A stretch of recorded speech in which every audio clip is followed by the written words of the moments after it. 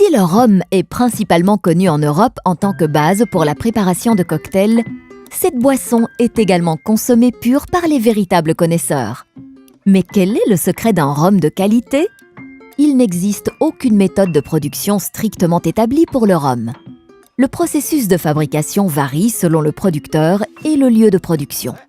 Le rhum est produit à partir de la canne à sucre, une espèce de plante qui peut mesurer jusqu'à 6 mètres de haut et porte de nombreuses fleurs pendant sa floraison.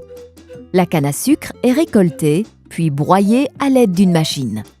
Il s'agit d'une batterie de moulins composés chacun de plusieurs cylindres, spécialement conçus pour la fabrication du rhum.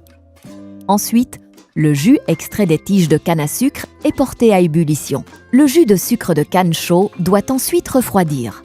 Il est alors débarrassé de toutes les impuretés. On obtient ensuite un sirop épais et foncé qui porte le nom de mélasse. Le sirop est introduit dans une centrifugeuse. C'est ensuite que commence la production du rhum à part entière. La mélasse est introduite dans des réservoirs et diluée à l'aide d'eau. On ajoute ensuite de la levure pour lancer le processus de fermentation.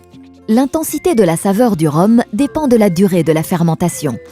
Le liquide fermenté obtenu porte également le nom de wash.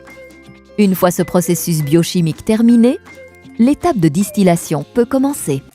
L'alcool est séparé de la mélasse dans une colonne de distillation.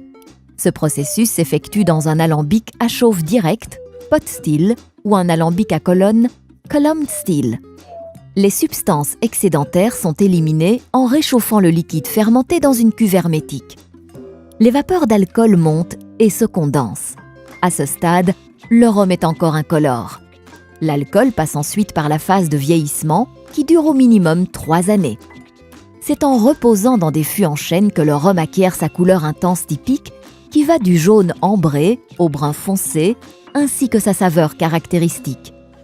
Si jamais, après avoir vieilli pendant quelque temps, la couleur du rhum n'est pas encore suffisamment brune, il est éventuellement possible d'y ajouter du caramel. Le rhum brun n'est donc pas nécessairement de meilleure qualité. Le plus souvent, le rhum est vendu sous la forme d'un blend.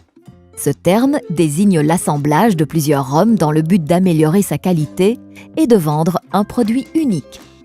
Par exemple, le rhum agricole est une variété de rhum bien connue. Ce dernier n'est distillé que dans les Antilles françaises. Dans de nombreux pays, le rhum doit avoir vieilli pendant au moins 1 an. Une fois la phase de vieillissement terminée, le rhum est mis en bouteille.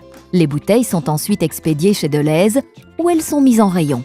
Un rhum de qualité est toujours agréable à déguster comme digestif ou comme base pour la préparation d'un cocktail, par exemple un mojito. Et vous, qu'attendez-vous pour vous y mettre ?